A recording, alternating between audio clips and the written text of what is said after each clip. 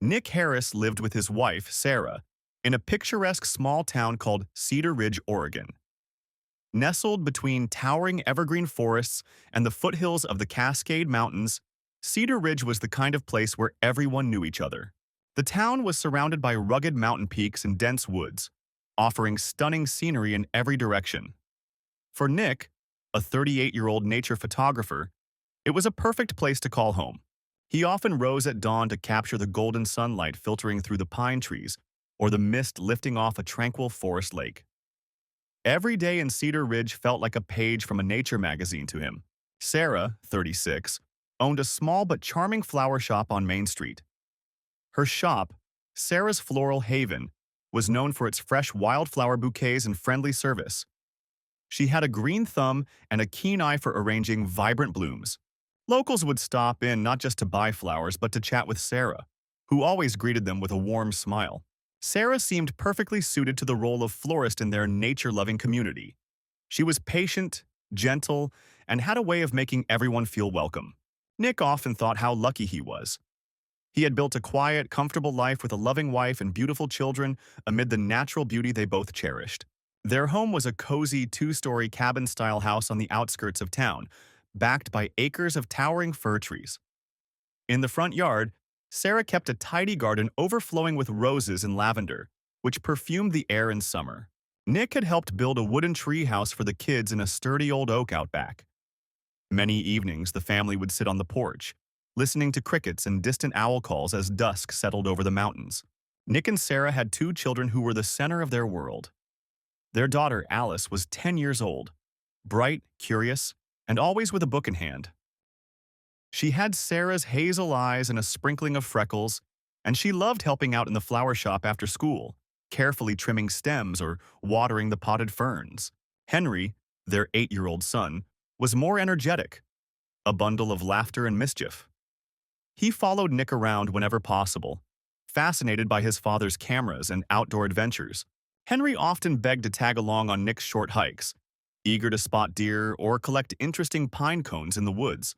Together, Alice and Henry filled the house with laughter, muddy shoes, and occasional sibling squabbles, as happy and normal as any kids could be. On a typical weekday morning, the Harris household buzzed with routine. The aroma of freshly brewed coffee mingled with the scent of pancakes on the griddle. Sarah flipped pancakes at the stove while Nick sipped coffee by the kitchen counter, scrolling through yesterday's shots on his camera. Sunlight streamed through the window, illuminating a row of framed family photographs on the wall. Snapshots of camping trips, Alice's first day of school, Henry proudly holding up a fish he'd caught by the river. Those photos told the story of a contented family life built on trust and love. "Don't forget, I have a new shipment of lilies coming this afternoon," Sarah reminded Nick as she plated the pancakes. Her tone was casual, cheerful. "Could you pick up the kids from school so I can stay late at the shop and get them stored properly?" "Sure, no problem," Nick replied with an easy smile. He took a bite of pancake and sighed appreciatively. "Your pancakes are getting better and better. You'll spoil us." Sarah laughed softly, a dimple lighting her cheek. "Flattery will get you more syrup," she teased, sliding the syrup bottle toward him. They shared a warm look, just another ordinary, pleasant morning in their 12-year marriage. After breakfast, the family hurried through their final morning routines. Nick shrugged into a light jacket and grabbed his camera bag, preparing to head into the woods for a morning photo shoot. He had been working on a personal project photographing local wildlife, elk, foxes, eagles, for an upcoming exhibit at the town community center. Sarah helped Alice zip up her backpack and reminded Henry to brush his hair. The children giggled as they slipped out the door to catch the school bus, calling goodbye to their parents. Nick leaned down to give Sarah a quick kiss before leaving. "See you at lunch?" he asked. Often he would drop by the flower shop to have a sandwich with her if he was in town around midday. "Definitely. I'll make us those turkey sandwiches you like," Sarah said, reaching up to straighten the collar of his jacket. Her fingers lingered a moment, and she gave him an affectionate smile. Everything about her expression seemed loving and sincere.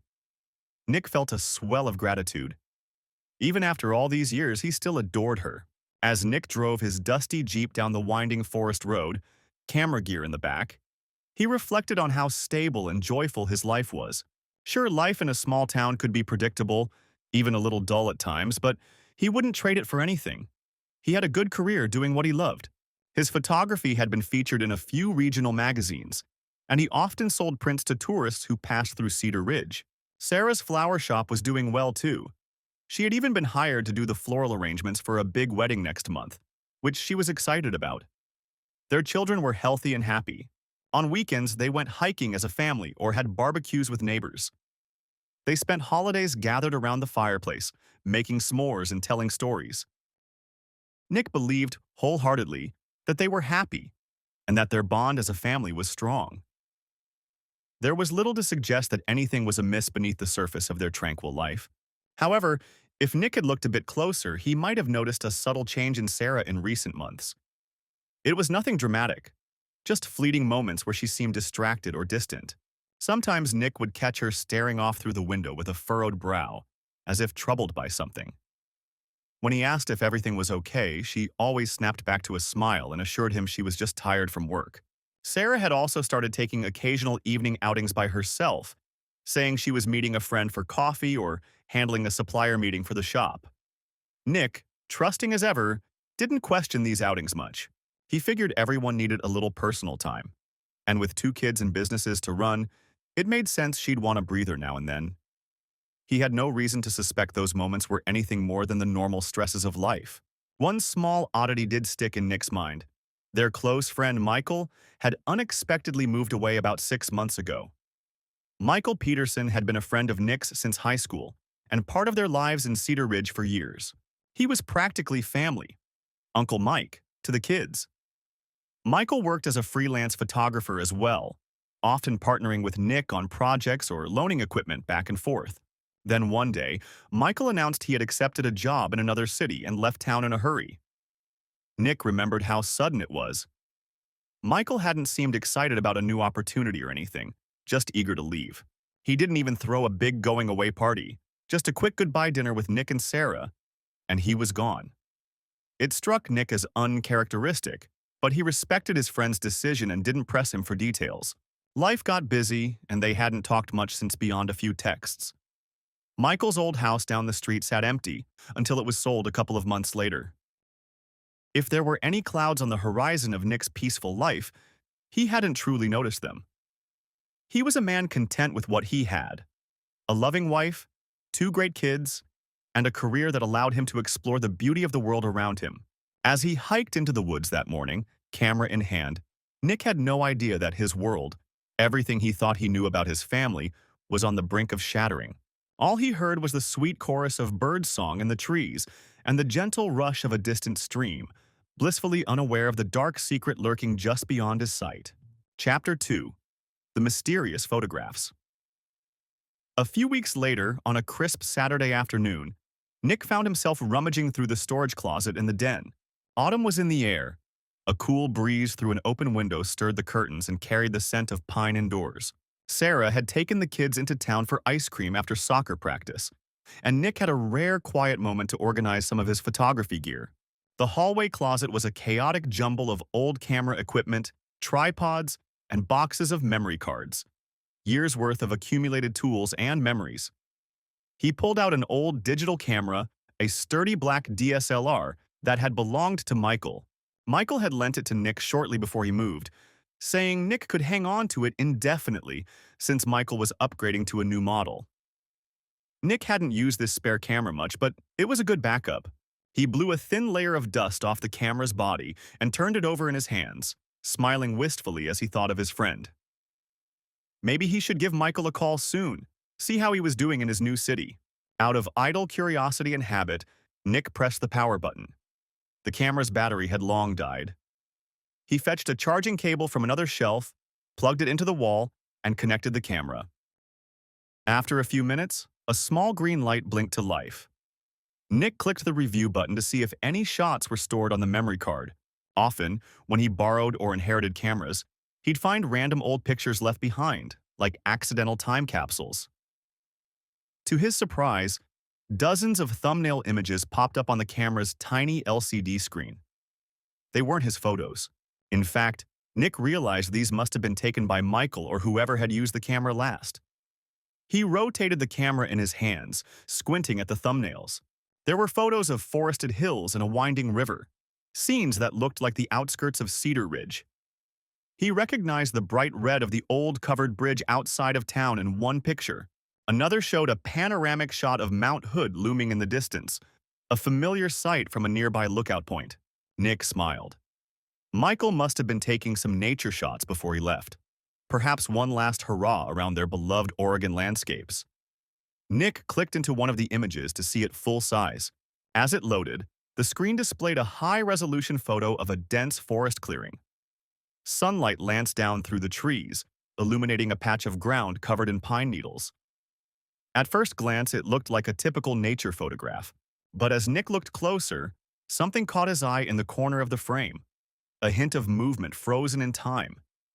Two figures were partially visible behind the boughs of a spruce tree. That was odd. Michael usually avoided people in his nature shots. Curious, Nick zoomed in on the figures. The image quality was grainy when enlarged, but he could make out a woman's profile and a man standing very close together. The woman had shoulder-length brown hair and was wearing a light blue flannel shirt. Nick's heart gave a weird little jolt.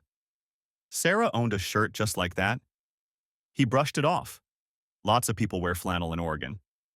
The man was taller, with a stocky build, but his face was turned away from the camera, making him hard to identify. Nick clicked to the next photo. This one was taken from a slightly different angle, closer to the figures. It was as if the photographer had stealthily moved in to get a clearer shot. The woman's face was more visible now, and the man's back was to the lens. The woman was indeed Sarah, or someone who looked exactly like her. Nick felt a sudden rush of blood to his ears. He could see her unmistakably, her soft features, her familiar smile. In the photo, that smile was directed at the unknown man. The two stood in an intimate pose. Sarah's hand rested on his chest, and their bodies leaned into each other in a way that only lovers do. Nick's stomach dropped. He blinked hard and stared, hoping he was mistaken. But picture after picture told a horrible story. With trembling fingers, Nick scrolled through the sequence of photographs. In one, Sarah and the man were holding hands as they walked along a narrow trail in those woods. In another, they sat on a fallen log, faces inches apart, looking into each other's eyes. Then came the image that made Nick's heart shatter, a photo of Sarah and the man locked in a passionate kiss, half hidden behind the trunk of a large cedar tree. Sarah's arms were wrapped around the man's shoulders, and his hands grasped her waist. Nick's breath caught in his throat. He felt as if the floor had tilted beneath him. It couldn't be what it looked like. His dear wife, the mother of his children, in the arms of another man? Here in their quiet little town, while life had been going on as usual? The rational part of his mind scrambled for explanations. Could it be an old fling from before they met? No. The clothes Sarah wore in the photos were ones she'd bought only a few months ago. Could it be someone who just looked like Sarah? But every detail was her. Her hair, her favorite blue shirt, the silver charm bracelet on her wrist that Nick had given her last Christmas. There was no mistake. He sank into a chair beside the closet, legs suddenly too weak to hold him. His hands shook as he clutched the camera. An icy sensation spread through his chest and arms.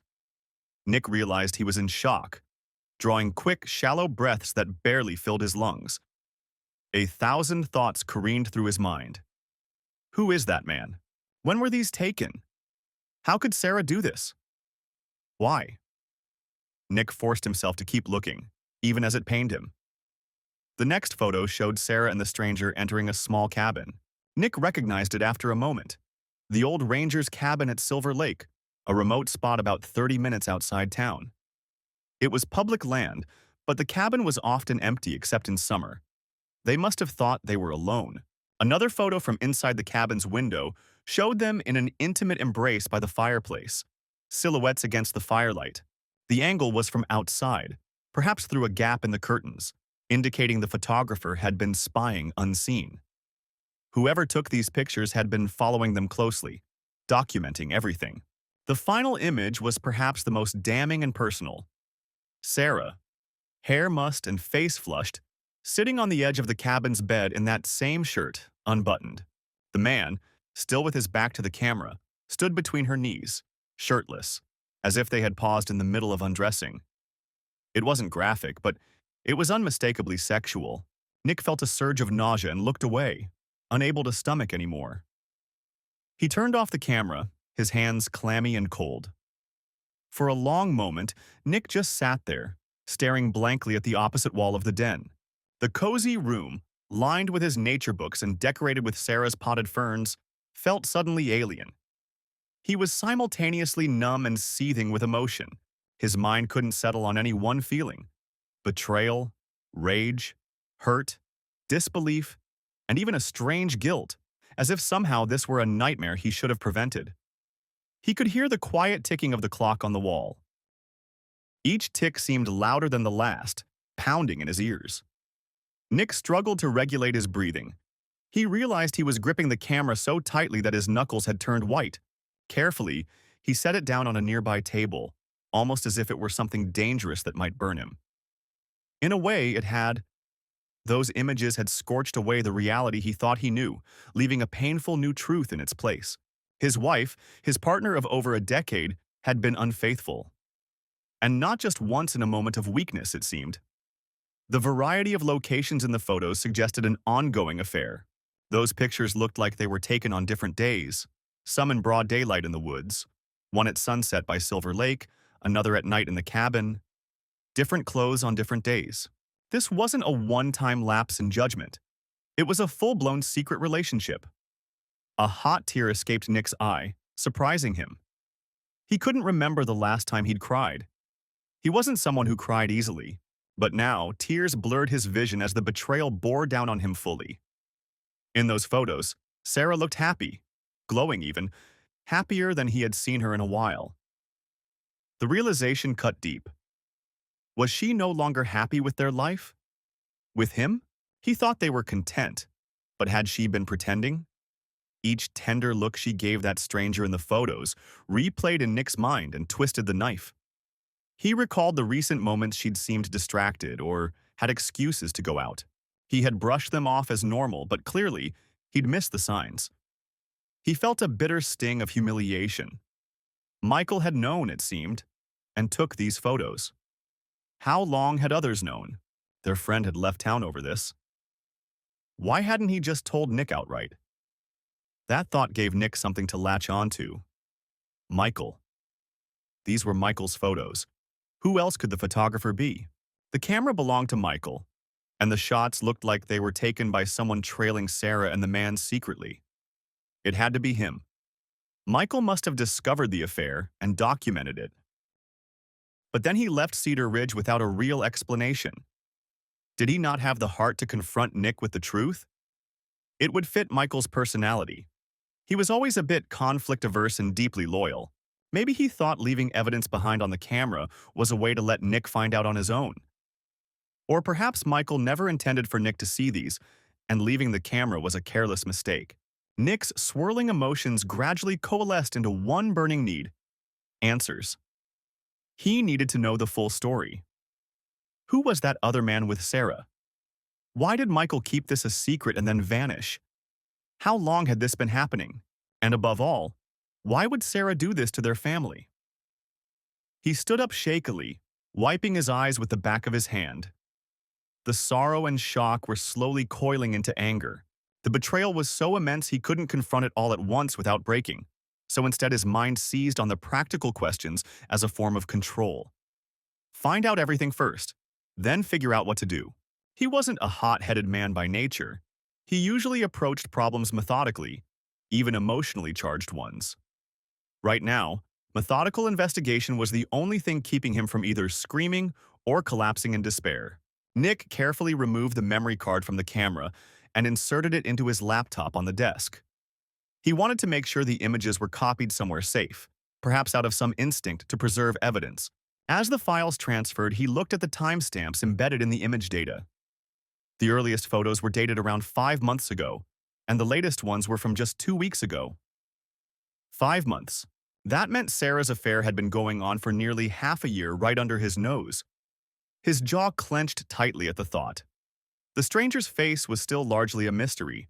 In none of the pictures could Nick clearly see the man's full face looking at the camera. Either Michael hadn't managed a clear shot of it, or the man had been unknowingly elusive. But something about the man's profile and build tugged at Nick's memory. Cedar Ridge was small. He looked vaguely familiar, like someone Nick might have seen around town or in the local newspaper. Perhaps at some community event? If he was at that ranger's cabin near Silver Lake, maybe he was a forest ranger or someone who worked with environmental projects. But the man in the photos was wearing civilian clothing, jeans and checkered shirts, nothing distinctive like a uniform. Nick tried to recall any new male acquaintances of Sarah's or notable people in town. A few names floated through his mind. There was the new manager at the feed store, the mailman, no, he was much older, some of Sarah's clients from her flower shop, but none fit the image of the man in the photos. There was one person, though, a fairly new figure in town leadership, a county official named Kevin who had been in the news recently. Nick remembered seeing a short article about a Kevin Larson, a mid-level county environmental officer, who had moved to Cedar Ridge about a year ago. He managed permits for logging and land use in the area. Nick had only seen him once or twice at town hall meetings concerning new trail developments. Kevin was maybe in his early 40s, with a broad-shouldered build. The hair color and build seemed to match the man in the photos, but Nick wasn't certain. It was a hunch at best. He realized he needed to confirm the identity, and the best way to start was to talk to Michael. Michael clearly was the one who had the first-hand scoop. Nick's heart pounded at the thought of calling him and hearing the truth spoken out loud. But he had to do it. It took him a few tries to dial properly. His fingers were trembling, and he had to erase and re-enter the number twice. The late afternoon sun had shifted, casting long shadows into the den. Nick paced the room as the phone rang. "Come on, Michael, and pick up," Nick muttered under his breath. His friend's phone rang 4 times, 5 times, and Nick was about to give up when a familiar voice answered. "Hello?" Michael's voice sounded cautious, uncertain on the other end.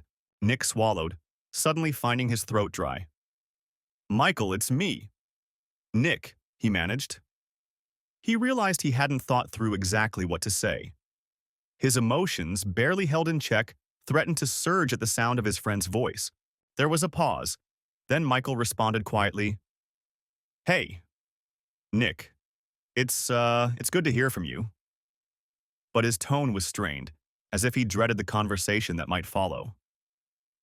Nick closed his eyes, trying to keep his voice even. "Michael, I found the pictures." Another pause. Nick could hear Michael exhale on the line. "What pictures?" Michael asked, but Nick could hear from the change in his friend's tone that he knew exactly what Nick meant. Michael's attempt to sound ignorant was half-hearted at best. "The ones on your old camera," Nick said, the hurt evident in his voice. "Sarah, and some man. In the woods, at the lake cabin. Michael, I saw everything." Michael was silent for a moment. When he spoke again, his voice was full of remorse. "Nick, I'm so sorry. I never wanted you to find out like that." Nick's jaw tightened. A flash of anger overcame him. "So it's true. You knew. You knew my wife was cheating on me and you didn't tell me?" His voice rose despite his efforts to control it. Years of friendship and betrayal mixing in a volatile cocktail. He deserved answers, and he needed them now. "Nick, please, it's not that simple," Michael pleaded. "I found out by accident. I caught them on camera one day, and I just didn't know how to tell you. You're my best friend, and I knew it would crush you." "It has crushed me," Nick interjected bitterly, pacing faster. He pressed the phone harder against his ear. "Do you have any idea what it's like to see those photos? To find out this way?" Michael's voice cracked. "I can imagine, Nick. I'm sorry. I handled it poorly, I know. That's why I left town. I couldn't face you, not with what I knew and what I'd seen." Nick ran a hand through his hair, his mind racing. Part of him wanted to lash out at Michael for keeping this secret, but another part understood the horrible position Michael had been in. "Just tell me everything," Nick said quietly after a moment. "Please, I need to know the whole truth." He heard Michael take a deep breath on the other end. "All right," Michael said. I'll tell you what happened. It was about 6 months ago, early spring. I was out by Silver Lake doing a landscape shoot in the late afternoon. I had parked near the old ranger's cabin. You know the one. I was setting up a time lapse of the sunset and noticed something moving near the cabin. That's when I saw Sarah. At first, I was just surprised to see her out there. I thought maybe she was setting up something for a picnic or doing a floral arrangement for an event since she had a basket with her. But then I saw him. Nick's grip tightened on the phone as he listened in silence. He showed up, and I didn't recognize him at first, Michael continued. They greeted each other like lovers. They kissed near the trees. I was in shock, Nick. I couldn't believe what I was seeing. I managed to take a few pictures, I think on autopilot, because I thought maybe my mind was playing tricks. But it was all real. I confronted Sarah later that evening. You confronted her? Nick interrupted, stunned. This part he hadn't expected. Yes, Michael admitted. I drove back into town in a rage and went straight to your house, but only Sarah was home. I told her what I saw and demanded she come clean to you. I thought she would tell you that night. But she begged me. Nick, she begged me not to tell you. She was a mess, crying, saying it was a mistake that she was going to break it off with him. She convinced me it was a stupid fling that got out of hand and that she'd end it immediately. She swore it was over and that she loved you and the kids too much to lose you. I believed her. Or maybe I just wanted to believe her. I gave her a chance to fix it herself. That's why I didn't come to you. Nick felt a mix of emotions rising again. Anger at Sarah's deception multiplied by the fact she had known Michael caught her and still continued the affair, if those photos dated later were any indication. And there was hurt too, that Michael had confronted her but not looped him in. She never said a word to me, Nick whispered, voice taut with pain. Our life went on like normal. She kept on lying to me every day. I know, Michael replied softly. I realized a few weeks later that she hadn't told you at all. Every time I saw you, you were just your usual self and she acted like nothing happened. It made me furious that she was still deceiving you. So I decided to follow them again, to get undeniable proof. That's when I took most of those pictures on the camera. I wanted to confront her with evidence or have something to give you in case she tried to deny everything. He sighed. It became too much carrying that secret. I felt guilty every time I saw you or the kids. I guess I was a coward. Instead of telling you, I left. I thought maybe if I wasn't around to witness it, it wouldn't eat at me so badly. And I hoped maybe Sarah would come to her senses and confess without me in the picture. Nick closed his eyes, absorbing Michael's confession. His best friend had known for months, had evidence, and still he'd been living in the dark. It stung terribly, but hearing Michael's voice, Nick also recognized the genuine remorse and heartbreak there. Michael had been caught in an awful situation too. Who is he, Michael? Nick asked through clenched teeth, bringing the conversation to the other burning question. The man she's with in the photos. Do you know who he is? There was another pause, and Nick could sense Michael's hesitation. It's Kevin Larson, Michael finally answered. That county environmental officer guy. The one who came here last year. Nick felt a grim confirmation settling in. His hunch had been right. Kevin Larson, an official who was supposed to oversee logging permits and conservation in the region. Nick had only spoken to him a couple of times at public meetings. Kevin had struck him as confident, maybe even cocky, but nothing screamed affair with a married woman. Why Sarah? How had they even crossed paths beyond a formal acquaintance? Kevin Larson, Nick repeated in a low voice. The name felt bitter on his tongue now. A public official, someone who should have been responsible and trustworthy, sneaking around with his wife. Do you know how it started? Why Sarah? It was a desperate question, as if understanding the cause might dull the pain. I'm not entirely sure how it started, Michael admitted. Sarah never explained that to me when I confronted her. But I have some guesses. Kevin used to come by the flower shop now and then. I remember seeing him there a couple of times, chatting with Sarah while she made bouquets. Maybe he charmed her. He's got some influence around town. Maybe he offered to help her business or got her involved in some town project. I did hear that he was organizing community outreach for forest conservation or something. Sarah could have volunteered to help. It would make sense with her being into plants and nature. It might have given them an excuse to meet outside of work. Nick recalled that Sarah had mentioned a community initiative a few months back, something about planting trees along the riverbank and collaborating with a county officer. At the time, he'd been proud she was getting involved, but he'd been busy with a photography assignment and hadn't asked many questions. Now that memory made him sick. That might have been when the snake entered their garden, so to speak. Michael continued, "Listen, Nick, I know you're hurt and angry. You have every right to be. I can't say anything to make this better, but I want you to know I'm here for you now. If you want more details, I'll tell you everything I saw, everything I know. I saved copies of some of the emails." "Emails?" Nick cut in sharply. "What emails?" Michael sounded nervous again. "After I confronted Sarah that first time, I was paranoid. I I hacked into her email account. It wasn't that hard. She once gave me a password to help with something on her laptop, and she never changed it. I'm not proud of it, but I was desperate to see if she really broke it off. Instead, I found messages between her and Kevin. They had a secret email chain, under fake names at first, but it was obvious. They were planning meetups and professing feelings. I printed some of them out before I left, just in case. I was going to mail them to you anonymously if things got worse, but I lost my nerve at the last second." Nick felt like he had been punched in the gut all over again. The betrayal was thoroughly documented, it seemed. Photos, emails, lies upon lies. He was silent for a long time, processing. Finally, he spoke, voice steely. "Michael, I appreciate you telling me now. I do. I wish you had told me sooner, but what's done is done. Right now, I have to figure out what to do with all this." "Are you going to confront her?" Michael asked gently. Nick thought about that. Every instinct in him wanted to drive to the flower shop or wait until Sarah came home and demand answers, to shout, to cry, to ask how she could do this to him and their children. But another part of him held back. A simple confrontation seemed too small, too private for what she had done. She had broken their vows and deceived him continuously.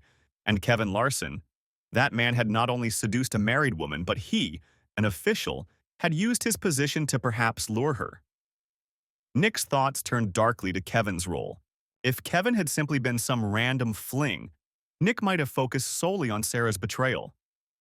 But Kevin represented something bigger, a corruption that went beyond the personal. He was supposed to protect the environment here, yet Nick had heard whispers around town that some shady logging operations had started in the last few months. There had been recent outcry from environmental groups about illegal tree cutting near protected areas. Kevin, in charge of permits, was suspected by some of playing a part, though nothing was proven. Nick hadn't paid close attention at the time, but now it clicked. If Kevin was willing to break moral laws by sleeping with a married woman, who knew what professional laws he'd break for profit or gain? Suddenly, Nick realized he was gripping onto something solid. His anger had crystallized into a resolve. He wouldn't just confront them. He would expose them, both of them, for what they truly were. The pain they had caused deserved a reckoning in equal measure. In that moment, Nick decided that simply catching them in the act and asking why would never be enough. He needed a plan, a way to ensure neither Sarah nor Kevin could weasel out of this or spin it in their favor. He wanted consequences, not just an emotional scene. "I'm not going to confront her. Not yet," Nick finally answered Michael, surprising even himself with the hardness in his voice. "I need to think this through. I need to make sure they both face the consequences of this. Fully." Michael was quiet. Then he replied, "I understand. Whatever you decide, if you need my help, I will help. I owe you that much." "Send me those emails, Mike," Nick said decisively. "Everything you have, send it to me. And please don't warn Sarah or anyone. I need to handle this my way." "I won't tell a soul," Michael promised. "I'll send you the scanned emails tonight. And Nick, for what it's worth, I really am sorry. You didn't deserve this." Nick closed his eyes, a fresh wave of hurt hitting him. "No, I didn't," he said quietly. "But thank you for telling me now." They hung up after a few more heavy words. When the call ended, Nick sat in silence for a moment. He could hear the distant sound of a car engine, likely Sarah's, returning home with the kids from their ice cream outing. Quickly, Nick gathered himself. He hid Michael's camera and the memory card, tucking them in a box on the top shelf of the closet behind some old photo albums. He closed his laptop, making sure to lock it with a password that Sarah didn't know, just in case. With a deep breath, he stepped out of the den and into the hall, trying to put on a neutral face. He felt like an actor stepping on stage, knowing he'd have to play the part of an oblivious husband a little longer. Inside, his heart was burning with betrayal and anger, but he forced it down. Sarah and the kids came through the front door in a flurry of chatter. Henry proudly showing off a sticky chocolate smear on his shirt as evidence of a treat well enjoyed. Alice giggling about something on her phone. Sarah smiled at Nick as she helped Henry take off his jacket. To Nick's astonishment, she looked as normal and warm as ever, as if nothing in the world was wrong. The ease with which she wore this mask of a loving wife enraged him, but he matched her expression, summoning a smile and walking over. "Hey, you three, have fun?" he asked, scooping Henry up in a playful hug, chocolate smudge and all. "We did. I got Rocky Road," Henry proclaimed, his eyes lighting up as Nick swung him around once before setting him down. Alice chimed in about her mint chocolate chip cone that almost fell before she caught it. Sarah watched them with that gentle, affectionate look that Nick knew so well. Except now, he questioned everything about it. "That sounds great," Nick said. He and Sarah exchanged a brief glance. He could see no hint of guilt or worry in her eyes, just the calm of a normal day. How long had she been able to look at him like that, after meeting another man? He wondered if she had been with Kevin earlier in the day, or planned to see him tomorrow, or if she was texting him even now behind Nick's back. The thought made him sick, but he banished it from his mind. He needed to stay in control. "Dinner in a couple hours, guys," Sarah was telling the children. "Why don't you play outside until then? It's nice out and the leaves are perfect for raking into piles and jumping." The kids whooped in agreement, and soon they were racing to the backyard, the screen door banging behind them. Sarah turned to Nick, stepping closer. "You okay? You look a little pale," she observed, resting a hand lightly on his arm. Nick felt that touch like a brand. He had to restrain himself from recoiling. "I'm okay," he lied smoothly. "Just tired from hiking all morning. I was organizing some gear and lost track of time, didn't eat lunch." Concern flickered in her eyes. She stood on her toes and pecked his cheek. "Why don't you relax? I'll get dinner started early so you can eat and get some rest tonight." There was a painful irony in her care for him at this moment, as if she hadn't driven a knife into his heart. Nick murmured a thank you and retreated to the bedroom to compose himself. He could hear Sarah starting dinner in the kitchen, the clank of pots and running water. Upstairs, behind the closed bedroom door, Nick allowed himself a few minutes to feel the raw pain again. He muffled a groan into his pillow, his body tense and shaking. It was agony to act normal around her, but he had done it. And he would continue to do it for a while longer, because now he had a mission. Lying on the bed, staring at the ceiling fan slowly rotating, Nick hardened his resolve. Sarah had made her choice, and Kevin Larson had made his. They thought they could betray and manipulate behind closed doors. But Nick was going to throw those doors wide open. He would shine a light on all their lies. And somehow, he would protect Alice and Henry in the process. They did not deserve the chaos that was coming, but he'd make sure they ended up safe with him when the storm passed. For the rest of that night, Nick operated on autopilot. He shared a quiet dinner with his family, managing to smile and even laugh at Henry's goofy jokes about school. If Sarah noticed that Nick's cheer was a little forced or that a shadow crossed his face now and then, she didn't comment. After dinner, he helped the kids with homework and later tucked them into bed, reading Henry's favorite story about talking tree frog explorers. These ordinary moments felt surreal now, as if he were watching someone else's life from outside his body. When Sarah kissed him goodnight later in their darkened bedroom, Nick pretended to fall asleep quickly to avoid conversation. He lay stiffly, feeling her back turned to him a few inches away, and wondered if she was texting Kevin under the covers. He wondered if she felt any guilt at all. Anger rose in him again, but he stayed silent and still. In the morning, the sun would rise over Cedar Ridge like it always did. Life would go on. and Sarah would continue her charade. But everything had changed for Nick. He had discovered the mysterious photographs that blew his world apart, and now he was a man with a secret of his own. He knew about her betrayal, and she had no idea that he knew. That knowledge was power, and he intended to use it.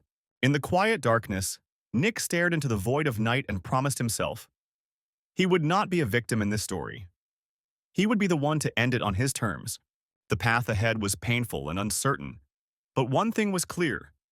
Nick's days of peaceful innocence were over, and a new, darker chapter of his life had begun. Chapter 3. Immersion in the Mystery. Over the next few days, Nick lived a double life. By outward appearances, nothing had changed. He still kissed Sarah goodbye in the mornings, took the kids to school, and chatted with neighbors about the weather or the upcoming fall festival. He still stopped by Sarah's flower shop in the afternoons to say hello, occasionally bringing her a coffee from the cafe next door. They seemed the picture of a loving, normal couple in a small town. But under that facade, Nick was carefully gathering information and trying to piece together the full scope of Sarah's betrayal and Kevin's involvement. The emails Michael promised arrived in Nick's inbox the same night they spoke. Nick had waited until Sarah was asleep and then quietly slipped out of bed to check his laptop in the den. As he read through the email exchanges between Sarah and Kevin, each line felt like a fresh stab to the heart. The emails were sent from innocuous addresses. Sarah used a generic Gmail with a pseudonym Dahlia Love, while Kevin wrote from a private account named Riverman. But context made it obvious who they were. They discussed meeting times, Friday at 4, our spot by the lake, shared terms of endearment that made Nick feel ill. I can't stop thinking about you, miss you terribly, and even alluded to Kevin's work issues. Kate, I hate that you're stressed. Be careful. Don't let them find out what you did about the permits. Love S. That particular line caught Nick's eye. Permits? Something Kevin did that he didn't want them to find out. Nick realized that the affair wasn't the only secret Kevin and Sarah were keeping. Kevin was involved in something shady at work, likely the illegal logging Nick had begun to suspect. And Sarah clearly knew about it at least to some extent. She's comforting him about it in an email, Nick thought, anger flaring again. Was she complicit or just a confidant? Either way, she was entangled in Kevin's misconduct in addition to the affair. Nick copied those emails and saved them to a secure drive. They might be useful later, not only to confront Sarah, but possibly as evidence of Kevin's corruption. His plan was forming more concretely. He would kill two birds with one stone. Expose the affair and expose the corruption. If executed correctly, it would not only bring personal justice, but also public justice. Kevin would have to answer for his actions in front of the community and possibly the law. And Sarah's duplicity would be laid bare as well. But before any grand reveal, Nick needed more information and evidence, particularly about Kevin's illegal activities. Michael's materials were a starting point, but Nick wanted airtight proof. He knew that making public accusations without solid evidence could backfire. Kevin was a local official and might try to discredit him if given the chance. Also, Nick's ultimate goal was to ensure he could protect his kids and secure custody. If he exposed Sarah's affair and involvement in criminal activity, it would give him the upper hand in any divorce proceedings. He had to proceed carefully and gather everything he could.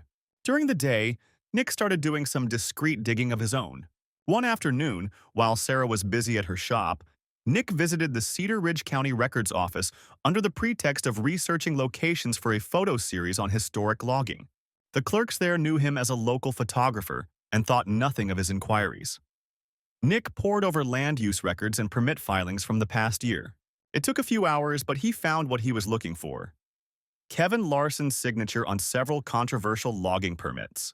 Specifically, Kevin had approved an expansion of logging in a section of forest near Silver Lake, the very area Nick had seen in those photos, that was supposed to be protected old-growth forest. The papers showed that a local timber company, Cascadia Lumber Commerciation, had submitted the request citing a loophole about diseased trees needing removal. Kevin's sign-off allowed them to harvest significantly more timber than normally permitted. Environmental groups had filed complaints about this, claiming the diseased tree claim was a fraud. But Kevin's approval had thus far kept the operation technically legal on paper. Rumors around town, which Nick picked up by paying attention in the local coffee shop and listening to the gossip of patrons, suggested that Kevin had personal ties to the owner of Cascadia Lumber and possibly received kickbacks for smoothing the permit process. It was still just talk. No formal charges had been brought, but Nick now had copies of the permit documents, which at least proved Kevin's role in enabling a questionable logging operation. Nick photographed the documents with his phone and printed a few copies for good measure. His heart pounded as he tucked the evidence into a folder. It felt odd to be playing detective in his own life, but it also gave him a sense of purpose. It was better than feeling helpless and hurt. Focusing on facts and strategies helped channel his emotions into something productive. As he stepped out of the records office, he nearly bumped into someone coming in. "Oh, excuse me," Nick said politely, then realized he recognized the man, Sheriff Alan Brooks, the county sheriff. Alan was a tall man in his 50s with a salt and pepper beard, and he had a friendly but firm air about him. Nick had met him a few times at community barbecues and events where Nick took photos for the local paper. Alan recognized him as well. "Nick, isn't it? How are you doing?" the sheriff greeted, offering a handshake. Nick forced a smile and shook Alan's hand. "I'm all right, Sheriff. Just doing a little research for a project." He gestured to the building. Alan raised an eyebrow good-naturedly. "Nothing too serious, I hope." "We don't often see you around the records office unless it's something interesting." Nick played it light. "Just digging up some background on the logging history in the area. Thinking of doing a photo essay on how the landscape has changed." "That's so?" Alan gave a thoughtful nod. "A lot has changed, indeed. You know, there's been talk about the current logging at Silver Lake. Some folks are unhappy about it. I have to admit, I have my own concerns. Those forests have some ancient trees." Nick could sense the sheriff might have more than a passing interest in the subject. He decided to carefully probe. "Yeah, I heard about that. Some special permits were issued recently, right? I was just reading those. It's Kevin Larson who handles those, isn't it?" Alan's expression flattened slightly, and he sighed. "Yes, Kevin Larson is the environmental permits officer who signed off. Technically, everything's on the up and up, paperwork-wise. But I've been a lawman long enough to smell when something's off. Locals have reported logging trucks moving at odd hours, cutting happening outside the approved zones. I've got my deputy checking it quietly, but until we find solid evidence of illegal logging or bribery, it's hard to act." "Politics," he added with a shrug, implying frustration. Nick felt a fierce satisfaction hearing this confirmation. Kevin's corruption was known to at least some in law enforcement, but they lacked proof. Perhaps what Nick had, emails hinting at wrongdoing, knowledge of a personal motive, combined with what he could still gather might make that case. However, he didn't want to tip his hand yet, not until he was ready to expose everything in one fell swoop. "Well, I hope the deputy finds something. Hate to see our beautiful land misused," Nick said sincerely, keeping his tone conversational. Alan nodded. "Likewise. And Nick," he added, lowering his voice slightly, "if you happen to be out in those woods with your camera and see anything unusual, trucks where they shouldn't be, fresh stumps beyond the lines, let me know, would you?" Off the record, Nick managed a small smile. "Of course, Sheriff. I'll keep my eyes open." They parted ways with a cordial wave. As Nick walked back to his car, he realized he might be able to use the sheriff's subtle request to his advantage. Doing some recon in the forest with his camera could serve a dual purpose: help gather evidence for his own plan, and potentially assist a law enforcement investigation. But he had to be discreet, both for his safety and to keep Sarah from guessing something was up. That evening back at home, Nick continued to play the role of devoted husband. He listened as Sarah recounted a humorous story from her day at the flower shop. Apparently, a chipmunk had snuck in and caused minor havoc among the potted plants, to the delight of a visiting toddler. Nick chuckled at the right moments, but inside he was detached, analyzing her every move. She seemed so at ease, laughing and cooking dinner as if she weren't betraying her family in secret. Nick noticed she stepped outside with her phone in hand after dinner, ostensibly to take out the trash. He peered through the window and saw her standing on the porch, phone to ear, talking quietly with her free hand gesturing. It was a short call, maybe a minute or two before she hung up and came back inside. "Who was that?" Nick asked casually as Sarah returned to the living room. Sarah didn't miss a beat. "Oh, that was Denise. She had a question about the flower order for her wedding. Wanted to change some of the bouquet colors last minute," she said smoothly, referring to an upcoming event Sarah was working on. She sat beside him on the couch, even leaning her head on his shoulder affectionately, as they later watched a nature documentary. Nick felt himself stiffen at the contact, every fiber in him aware of her deceit, but he forced himself to stay still and not give away his turmoil. He suspected that call might have been Kevin. If Kevin was careful, perhaps they usually communicated via those secret emails, but a quick call could happen. Nick made a mental note to check her phone logs if he got a chance. However, he had to be extremely careful in snooping. If Sarah caught on that he was suspicious, she and Kevin might go further underground or destroy evidence, and that would ruin Nick's plan. So far, she seemed utterly convinced that her secret was safe. In the dark of night, once everyone was asleep, Nick got up again. This became his routine. By day, gather clues. By night, quietly compile and plan. He accessed their phone account online, which listed call logs. Indeed, a call had been made at 7:45 p.m., when she stepped out, to a number Nick recognized as Kevin's office line. Perhaps Kevin was working late or had calls forwarded. The call was brief. There were also a couple of other short calls to that number over the past week, and one to a number he didn't know, likely a burner cell or home phone of Kevin. It was evidence of contact, albeit not proof of an affair by itself, but Nick added it to his growing file of documentation. Now came the riskiest part of his secret investigation: shadowing Kevin and Sarah without them knowing. The next time Sarah said she needed to step out for an errand or meet someone for the community project, Nick would follow if possible. He didn't have to wait long. 2 days later, on a Thursday afternoon, Sarah mentioned casually that she had to meet a supplier in the next town over in the evening to pick up a special order of vases. "They can only meet after 6 p.m., she said over breakfast. "I'll grab them and be back by 8. Can you handle dinner with the kids?" Nick's heart thudded. Here it was. Another cover story, most likely. She rarely went out of town for supplies unless it was something urgent. And vases could easily be delivered or picked up during business hours. This smelled like a rendezvous with Kevin. But Nick kept his face impassive. "Sure, no problem," he replied, buttering his toast. "We'll survive one meal without you." She smiled playfully. "I'm sure you will. Thank you, hun." She seemed genuinely relieved that he didn't question her. Nick wondered if in the past he had ever shown even a hint of doubt or jealousy. He couldn't recall any such time. He'd always trusted her implicitly.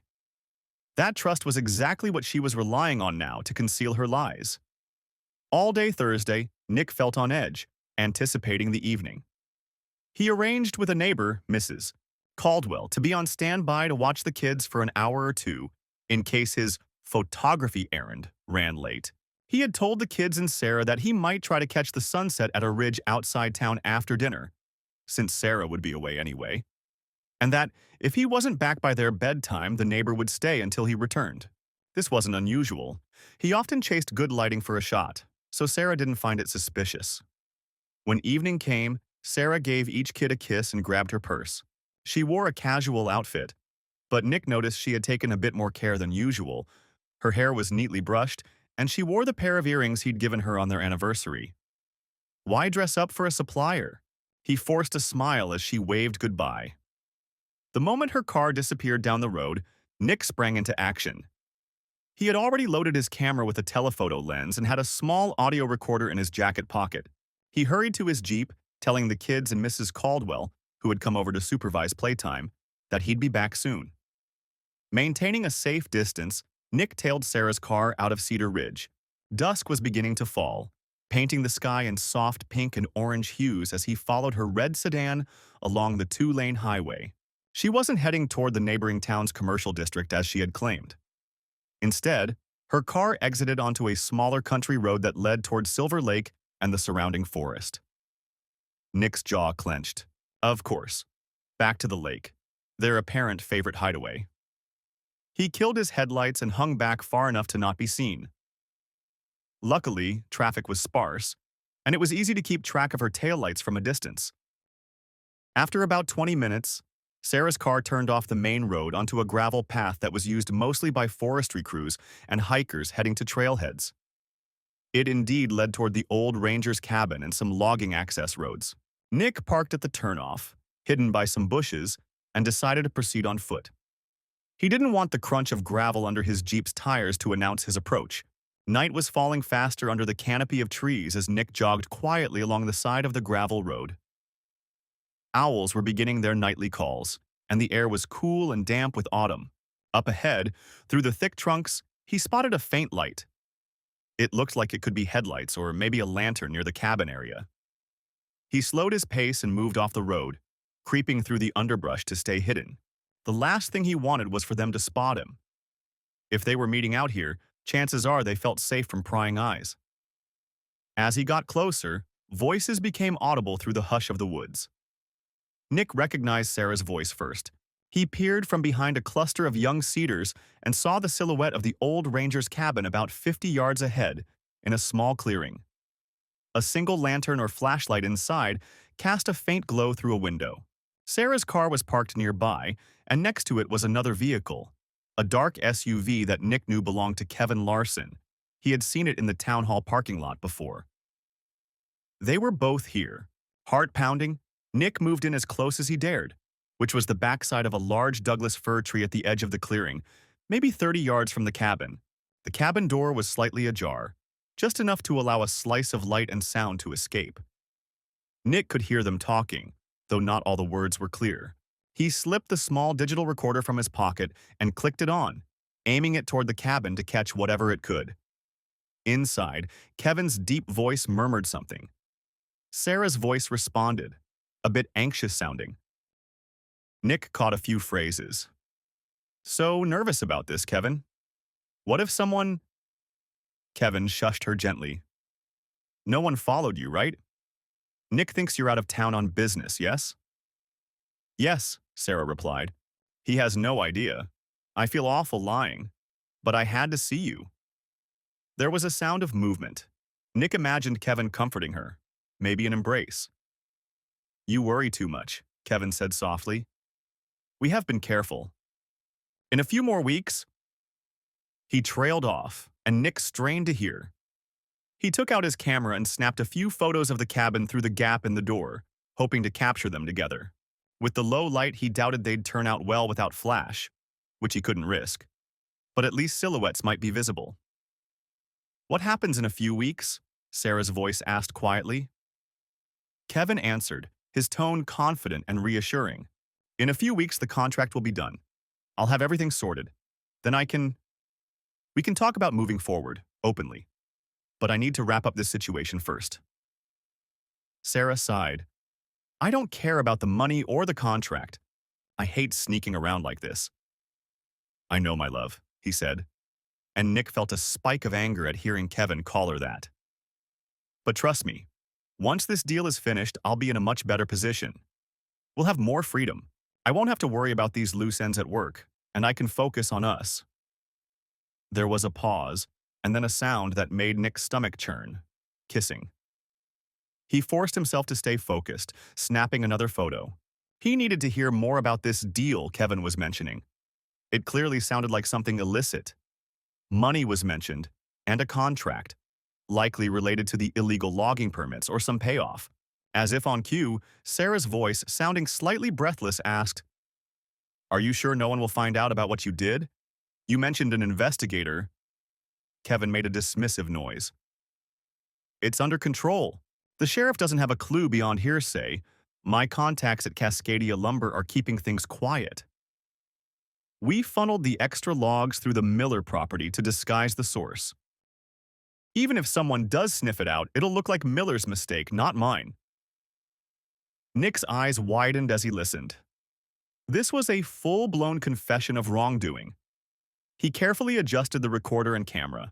The Miller property rang a bell. Old Man Miller owned a stretch of land adjacent to the national forest. If Kevin was using Miller's property as a staging ground or paperwork trick to hide illegal logging, that was significant. Nick's heart raced. He was getting exactly the kind of evidence he needed. Inside the cabin, Sarah sounded worried. Kevin, I want it to be over. All of it. Sneaking around, hiding. I want to start fresh. But I'm scared. This is all so risky. Kevin's tone turned gentle. Hey, come here. Likely he pulled her into a hug. His voice lowered, dripping with confidence. I promise you, I'll take care of it. The contract will pay out. We'll have enough to go wherever we want. You won't have to run that flower shop unless you want to. I could take you away from here. We could even go to Europe. Imagine that. You deserve so much more than this small-town life, Sarah. I can give that to you. Nick felt a cold realization. Kevin was painting a fantasy future for her, one that involved leaving Cedar Ridge, leaving Nick and the kids behind entirely. Was Sarah seriously considering abandoning her children to run off with this man? Or did Kevin just assume she would? Nick clenched his fists. If Sarah was willing to entertain that, it cemented just how far gone she was. Sarah sniffled a bit, as if overcome. Kevin, I don't know. I mean, I love you and the idea of a new life it's tempting, but my children… Your children will be fine, Kevin cut in smoothly. Nick is a good father, and you can still see Alice and Henry, holidays maybe, once things calm down. But think about yourself for once. You've spent your whole life doing what's expected, being the perfect wife and mother and business owner. Don't you deserve to be happy, truly happy, with me? Nick's blood ran hot. The gall of this man, encouraging her to abandon her family and claiming she'd be truly happy with him. And Sarah's silence in response was even more painful. She wasn't immediately rejecting the notion. In fact, after a pause, she murmured, I do want to be with you. I just feel torn. Kevin's voice lowered further, almost whispering, but Nick could still catch the words in the quiet night. I know, it's hard. But once we have that money, everything will be easier. Trust me, Sarah. We'll figure out the details. For now, just stick to the plan. We meet quietly, I finish the contract and get the payout from Cascadia, and then we make our move. Okay? Okay, Sarah agreed softly. Nick had heard enough. His hands were shaking with a mix of adrenaline and rage. He had just learned that Kevin was receiving a payout, a bribe, essentially, for the illegal logging, the contract, and that Sarah was complicit enough to know about it and keep quiet. Worse, she was contemplating leaving her children for this scumbag once he got his money. If Nick had any lingering doubts about unleashing the full consequences on them, they evaporated in that moment. They were planning a future bought by crime and betrayal with no regard for him or the kids. He had to be careful now. As much as he wanted to burst through the door and confront them both with all the fury boiling inside him, he knew that doing so would ruin his chance to truly hold them accountable. Instead, Nick slowly and silently backed away from the clearing. He had enough recorded evidence from their conversation to complement the documents and emails. And he had fresh photographs from tonight. Maybe not crystal clear in the dark, but at least images of Sarah with Kevin at the cabin on this date. Nick retreated down the trail to where his Jeep was hidden. Only when he was safely back in his vehicle, out of earshot, did he allow himself to let out a shuddering breath. He pressed his forehead to the steering wheel, mind reeling. He felt triumphant in a way. He had confirmation and evidence, but also utterly devastated at how far Sarah had fallen. The woman he married was going to let an ambitious criminal steal her away from her family. She wasn't who he thought she was at all. He reminded himself that the Sarah he loved was perhaps already gone. In her place was someone who lied easily, who supported a corrupt scheme, and who was prepared to break their children's hearts, not just his. With that painful acknowledgement came clarity and a strengthening resolve. They deserved everything that was coming to them. As Nick started the Jeep and turned back toward home, he began formulating the final pieces of his plan. The upcoming community meeting on environmental issues was in just over a week. That would be the stage for his grand reveal. He knew Kevin, in his capacity as the environmental permits officer, would likely attend or even speak at that meeting. Many townspeople and local officials would be present, possibly even media from the small local paper or the regional news if the logging controversy drew attention. It was the perfect place to expose Kevin's corruption with maximum impact. And if in the process Sarah's affair was also exposed, so be it. He intended it to be. He wanted her disgrace to be public as well, a mirror to the private pain she inflicted on him. But he also had to make sure that when the dust settled, he would be in the best possible position regarding the children. That meant maybe informing a lawyer, or at least preparing to file for divorce immediately after.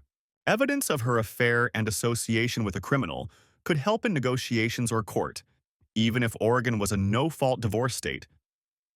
Judges still looked at moral character and stability when considering custody. If Sarah was planning to leave town, maybe she wouldn't even fight for custody. But Nick wouldn't leave anything to chance when it came to his kids. The next day, Nick contacted a divorce attorney in the nearest city to avoid small-town gossip and set up a discreet consultation. He provided copies of the evidence he had, photos, emails, a written account of what he overheard. He'd transcribed the key parts from his recording. The lawyer, a sharp-eyed woman named Marcia Klein, was taken aback by the trove of evidence. "This is overwhelming," she admitted, scanning a printout of one of the illicit emails. "I rarely see a client so prepared before even confronting their spouse." Nick managed a hollow smile. "I wanted to be sure I had everything. I plan to confront her publicly, in a sense. I want to file for divorce immediately after that." Marcia nodded, shuffling through some paperwork. Adultery isn't a legal ground for divorce here since Oregon's no fault. But evidence of adultery, and especially anything criminal, could influence a custody arrangement if it goes to court, in terms of the children's welfare. She looked at a photo of Sarah and Kevin at the cabin, then at the notes on Kevin's bribery scheme. This Kevin Larson, if he's facing criminal charges, that could further solidify your case that the children are better off primarily with you. Nick exhaled, relieved to have professional validation. "So you think I stand a good chance of getting full custody?" "If all this comes to light, yes. Sarah might not even contest it given the circumstances and public nature of what you're about to do," Marcia replied. She adjusted her glasses. "But you need to be absolutely sure about the public confrontation. It will be messy. Your children might hear about it from others, if not directly. It's going to cause a stir." Nick looked down. The thought of Alice and Henry finding out about their mother's affair in such a dramatic way made his heart ache. He wanted to shield them as much as possible. "I know," he said quietly. "I won't bring them to the meeting, obviously. I'll have them stay with a friend that evening. And I'll explain to them gently afterwards. They're young, but not so young that they won't sense what's going on." Marcia gave a sympathetic smile. "It's a difficult situation, Mr. Harris. But given everything, I understand why you feel this is necessary. Just be prepared for the fallout. This kind of public scandal is going to be the talk of the town for quite some time." Nick thanked her and left the lawyer's office, the weight of what was to come heavy on his shoulders. He spent the next several days finalizing his arsenal, printing out key emails in case the projector or tech failed, keeping multiple backups of all photos and recordings, including storing copies with Michael and in a cloud drive, and even practicing his speech for the meeting. He wanted to be calm and composed when he delivered the revelations, not a ranting, raving husband that people might dismiss. If he was steady and factual, the impact would be greater. Sarah remained utterly unaware of the gathering storm. The weekend came and went uneventfully. On Sunday, Nick and the kids even went to the park with Sarah for a picnic lunch. Her idea, as if to assure Nick that all was well. Nick played along, watching his wife spread a gingham blanket on the grass and dole out sandwiches, acting as the picture of a devoted mother and wife. Kevin was texting her during that picnic. Nick could tell from the way she glanced at her phone and typed quickly whenever she thought he wasn't looking. Nick wondered if she would have the gall to meet Kevin again before the planned day. But Kevin likely was busy with his logging deal.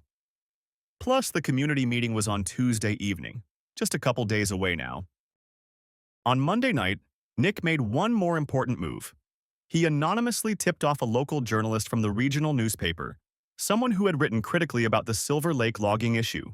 He sent an email from a throwaway account, suggesting the reporter might want to attend the Cedar Ridge town meeting because evidence of official misconduct would be presented. He kept it vague, but enticing enough for a journalist to show up. He knew adding media presence would amplify the impact. Finally, the day of the meeting arrived. Nick felt a nervous energy thrumming through him all day. To quell it, he stuck to routine as much as possible. He took the kids to school, worked a bit at editing some benign nature photos at home, and hugged his children a little tighter when they returned in the afternoon, as if steeling himself with their love for what he was about to do. At dinner, Nick brought up the meeting casually. "So, there's that town meeting about the forestry issues tonight," he mentioned while passing the salad. "I was thinking of going to see what's being discussed. Maybe even share some of my photos of the forest, if they want citizen input." Sarah looked up, her expression neutral but her eyes a tad sharper for a split second. "Oh, is that tonight?" she asked. "I almost forgot about it." She took a sip of water and added, "I'm pretty tired. I might just stay home with the kids. You go ahead if you want. Let me know what they say about the logging." Nick had considered that she might not want to attend. Why would she voluntarily be in the same room as Kevin and Nick together? She probably tried to avoid such scenarios. But he wanted her there. He needed her there for the full effect. "I was hoping you'd come too," Nick said, keeping his tone light. "It's a community issue and you were involved in that tree planting initiative, weren't you? Plus, I might speak up, and I'd love to have you by my side. The kids can stay with Mrs. Caldwell for a couple of hours. She's already offered." Sarah hesitated, glancing at Alice and Henry, who were busy eating and not paying much attention. "Well, if you really want me to, sure. I guess I can go for a little while." She forced a smile. "Community spirit, right?" "Right," Nick said, smiling back as if appreciative. Inside, he noted her reluctance. Perhaps she was nervous knowing Kevin would be there, but she couldn't find a good excuse to refuse without raising Nick's suspicions. In a twisted way, Nick was glad for the years of trust he had built up. She likely never imagined he was maneuvering her into a trap. After dinner, Nick and Sarah dropped the kids at the neighbor's house, explaining they had some boring town meeting and they'd be back soon. Alice, precocious as she was, rolled her eyes at the idea of boring meetings, and Henry was content playing a new video game on the neighbor's tablet. Both were fine with it. It was dusk as Nick drove with Sarah to the Cedar Ridge Community Center, where the town meeting was being held. The sky was overcast, promising a drizzly night. Sarah was uncharacteristically quiet in the car, fiddling with the hem of her blouse. Nick wondered if her thoughts were on Kevin. Would they interact at the meeting? Would they have to pretend to be mere acquaintances? She was likely anxious about that, though she had no clue the real reason for her nerves should be far greater. Nick himself felt a knot in his stomach, but he kept breathing steadily, focusing on the road. He had loaded his presentation materials on a flash drive in his pocket, as well as in a folder on his tablet as backup. The printed copies of evidence were in his bag. The recorder was also in there in case he needed to play any audio, though he doubted he'd go that far tonight. It was mostly there to hand to the sheriff afterward if needed. When they arrived, the parking lot was nearly full. It seemed the logging controversy had drawn a sizable crowd, maybe 30 or 40 people, impressive for their small town. Inside the modest auditorium, folks milled about, grabbing coffee from a refreshments table and taking seats in the folding chairs arranged before a podium and projector screen. On the stage, a couple of council members and organizers shuffled papers and got the projector ready for presentations. Nick spotted Kevin almost immediately. He was near the front, talking to another man who looked like the representative from Cascadia Lumber. Nick had seen his face on their website. Kevin wore a dark green blazer, trying to project an image of environmentally conscious professionalism, perhaps, but the sight of him made Nick's skin crawl. The man who had schemed to destroy both forest and family stood there, utterly unaware that disaster loomed. Kevin's eyes flicked over the gathering crowd, and for a brief moment, Nick thought he saw Kevin make the smallest sign of surprise as he noticed Nick and Sarah entering together. Sarah tensed beside Nick. She had noticed Kevin too. For an instant, Nick felt her arm brush his, a subconscious movement as if she considered reaching for him out of discomfort, but she stopped herself. He could almost feel the gears in her mind turning. She had to act normal. They took seats in the middle row. Sarah sat with her hands clasped tightly in her lap, her expression composed, but her knee bouncing slightly in a telltale sign of agitation. Nick pretended not to notice. He greeted a few neighbors he knew, introduced Sarah to a woman next to him who was from an environmental NGO in the region, and generally played the part of an engaged citizen. Soon, the meeting was called to order. A senior council member, Linda Everett, took the podium and thanked everyone for coming. She started with general announcements about upcoming town events, then segued into the main topic. Tonight, we're here to discuss recent environmental concerns in our region, specifically the increased logging activities near Silver Lake and surrounding forests. We know this has been a contentious issue, and we want to have an open forum. We have with us Kevin Larson from the County Environmental Office, representatives from Cascadia Lumber, members of the local Forest Preservation Society, and concerned citizens. Nick felt his pulse quicken. This was it. The meeting began innocuously enough. Cascadia's rep gave a presentation claiming the logging was within legal rights, showing charts about tree disease management. The Preservation Society folks countered with their own slideshow of habitat destruction and questioned the permits. Some back-and-forth Q&A ensued, polite but tense. Kevin then spoke, trying to play middle ground. He talked about balancing economic interest with conservation. Nick could barely listen to the hypocrisy, but he kept his face neutral. Sarah sat stiffly, avoiding looking at Kevin except for occasional furtive glances. After about an hour, as the public comment period was underway, Nick knew it was time. He had asked Linda ahead of time for a slot to present some of his photographic evidence of the logging impact. She had happily agreed, knowing him as a respected local photographer. So when he raised his hand, she smiled and invited him up. Nick took his laptop and flash drive to the podium and connected to the projector. Sarah gave him an encouraging nod, as if to say, "Good luck." But there was worry in her eyes. Kevin was watching, probably expecting some pretty nature photos and maybe mild criticism of the logging. Nothing more. "Hello, everyone," Nick began, his voice amplifying through the microphone. A hush fell. He was well-liked in the community, so people were interested in what he'd share. For those who don't know me, my name is Nick Harris. I'm a local nature photographer, and I've spent a lot of time in the forest near Silver Lake. I wanted to share some findings from my outings that I think are relevant to the discussion. He clicked the remote, and the first image appeared on the screen. A beautiful shot of Silver Lake and its encircling trees, bathed in golden light. This, Nick narrated, is Silver Lake last year, untouched and pristine. My family and I have hiked there often. It's one of our favorite spots. The next photo was a recent one he took subtly, showing tree stumps and tire tracks in a portion of forest. And this is Silver Lake's forest a week ago, where new clearings have appeared and heavy machinery has left marks on the land. Some of these cuts appear outside the designated permit area, indicating possible illegal logging. A ripple went through the crowd. Linda looked surprised. Kevin shifted in his seat. The Cascadia rep frowned. Nick continued, showing another photo, this one featuring a logging truck partially hidden among trees at dusk. Here, a logging truck is operating after hours on a Sunday, which is outside the allowed schedule per standard regulations. The truck was carrying logs from an area marked as protected in the original permits. He advanced the slide to show a map he had annotated, based on public permit data, with red circles where he found evidence of cutting beyond those lines. At this point, Kevin raised a hand slightly. "Mr. Harris," he interrupted, forcing a polite tone, "with all respect, are you certain about these locations? We should be cautious about accusing anyone of illegal activity without verification." Nick had expected Kevin to try to interject. He had a perfect reply ready. "I understand, Mr. Larson. I am very certain. In fact, after noticing this, I shared the coordinates with Sheriff Brooks in his office. I believe they are investigating as we speak."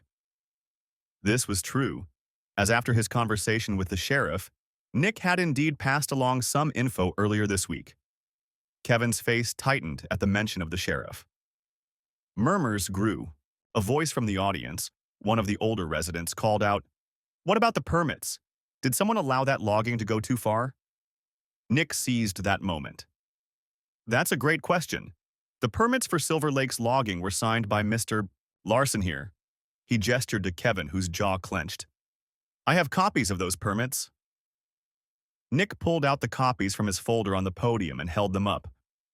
They allowed the company significant leeway. Perhaps too much? Linda looked a bit alarmed at the turn the meeting was taking. "Nick, do you have a specific point you'd like to make here?" "Yes," Nick said, loud and clear, steadying himself for the pivot. "My point is that what's happening at Silver Lake is not just a misunderstanding or an accident. It's part of a deliberate act of corruption and deception." Gasps and whispers erupted. Nick pressed on, heart hammering but voice steady. "I have evidence that Mr. Larson has been involved in corruption regarding these logging operations, working with Cascadia Lumber beyond what's legal. And this corruption isn't just professional, it's personal." He locked eyes with Kevin, whose face had gone pale. Kevin stood up now. "This is outrageous," he began. "You will have your chance to respond." Nick cut him off firmly, surprising everyone with the steel in his voice. He turned to the audience. "Please, allow me to finish. This is difficult, but it must be said." Sarah was staring at Nick, her face drained of color. She looked like she wanted to melt into the chair, but she was frozen, eyes wide. Nick took a deep breath, feeling both dread and vindictive thrill at what he was about to do. He changed the image on the projector. Up came one of Michael's photos. Sarah and Kevin in the clearing by the fallen log, holding each other close, faces visible enough to identify. It was like a bomb went off in the room. "This," Nick said, voice loud over the collective gasp, "is a photograph I discovered recently. It shows Mr. Larson in an intimate moment with my wife, Sarah Harris." He emphasized the names heavily. People in the audience who knew Sarah turned to look at her in shock. Sarah herself brought her hand to her mouth, eyes brimming with panic and shame. The picture is taken near Silver Lake, the same area of the logging in question. Kevin's reaction was immediate and furious. "What is this nonsense?" he roared. "This is a violation of privacy. How dare you?" He stepped into the aisle as if to stop the presentation. Nick held out a hand, his own anger finally showing through the facade of calm. "Don't you dare try to deny it, Kevin. Everyone can see what's in that photo." He advanced to the next photo, Sarah and Kevin kissing by the tree. A collective murmur of disapproval and shock rose from the crowd. Some people looked away, embarrassed. Others whispered to each other. The small-town grapevine was igniting in real time. Sarah leapt up, tears in her eyes. "Nick, stop, please," she cried out. It was the first time she had spoken. Her voice cracked with emotion. "Don't do this." Nick ignored her plea, feeling a painful satisfaction. He turned to address the crowd, raising his voice over the commotion. "For months, my wife and Mr. Larson have been carrying on an affair in secret. These photos were taken by a concerned friend who discovered their meetings. At the same time, Mr. Larson was abusing his position as an environmental officer to facilitate illegal logging operations with Cascadia Lumber, likely for personal gain." "That's a lie!" the Cascadia rep shouted defensively, but he looked nervous. Nick clicked again, showing a screenshot of one of the emails between Sarah and Kevin, with the lines about the permits and being careful highlighted. Here is an email from Sarah to Kevin, expressing concern about someone finding out what you did about the permits. Why would she say that if nothing improper had occurred? The room was in chaos now. Linda tried to restore order, banging a gavel and asking for calm, but people were standing up, shouting questions. One of Sarah's acquaintances yelled, "Sarah, how could you?" A man Nick knew from the coffee shop glared at Kevin and said, "We welcomed you to this town and you do this?" Others were murmuring about the logging. "I knew something was fishy with those permits. Sheriff Brooks should see this." Sarah was openly sobbing now. She turned and bolted for the exit, unable to face it. Two women in the row recoiled as she pushed past, as if afraid infidelity were contagious. Nick watched her go with a cold ache in his chest, but steeled himself not to falter. Kevin, red-faced and eyes blazing, made a move as if to pursue Sarah, or perhaps to confront Nick physically. But a couple of nearby men blocked his path, one saying, "You better stay and answer, Larson." Kevin shouted at Nick, "You bastard, you set this up." And then to everyone, "These pictures are taken out of context. This is a personal matter." "It's both personal and public," Nick interjected sharply. "Your personal misconduct is tied to your public misconduct. You lied to all of us. You exploited our trust professionally and violated my family personally. You are unfit for your office and you may have broken the law."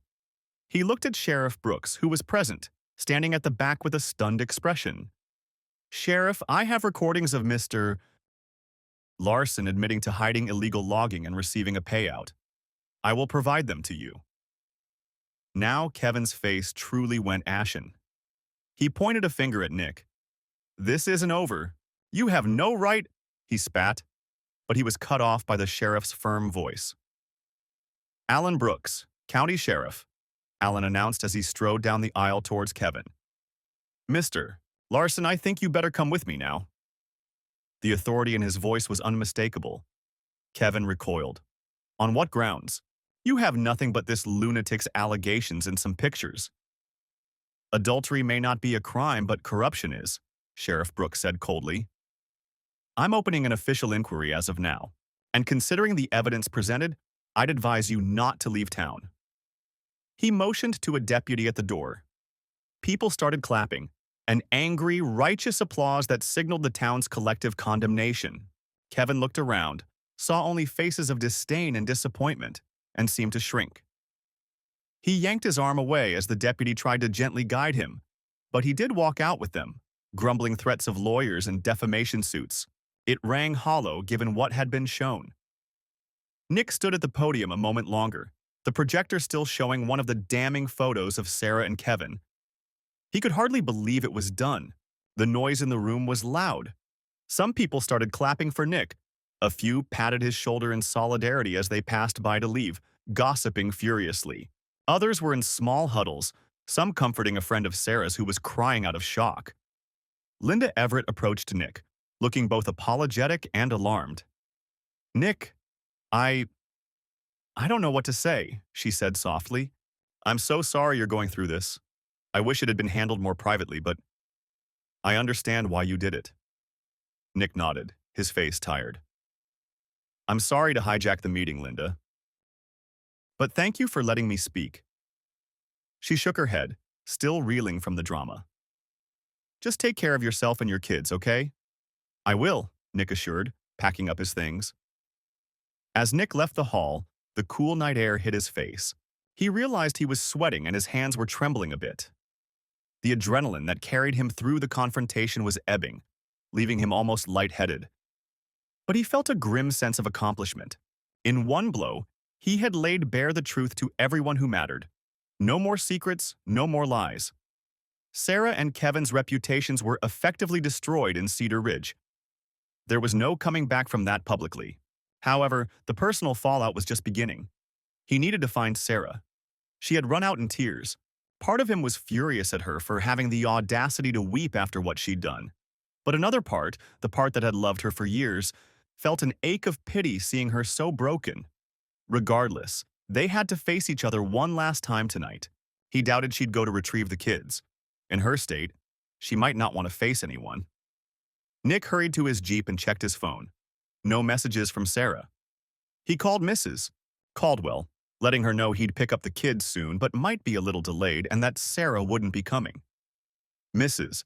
Caldwell, who had likely heard news already, small towns work fast, kindly said the kids were asleep and could stay the night if needed.